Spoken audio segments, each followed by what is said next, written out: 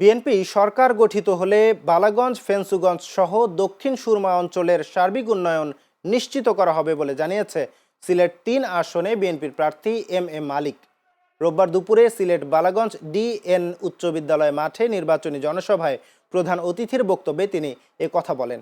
এ সময় তিনি বলেন, বিএনপি সরকার গঠন করলে সংবিধানে আল্লাহর প্রতি পূর্ণ আস্থা ও বিশ্বাস পুনঃস্থাপন করা হবে এবং জাতীয়তাবাদী চেতনায় দেশ পরিচালিত হবে।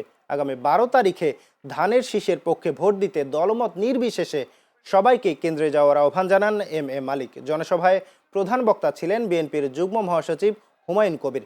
এ সময় আরও উপস্থিত ছিলেন সিলেট ৩ আসনে সাবেক সংসদ সদস্য শফি আহমেদ চৌধুরী, সিলেট জেলা বিএনপির সাবেক সাধারণ সম্পাদক আলী আহমেদ ও সিলেট জেলা বিএনপির সহসভাপতি শাহাবুদ্দিন সহ অন্যান্যরা।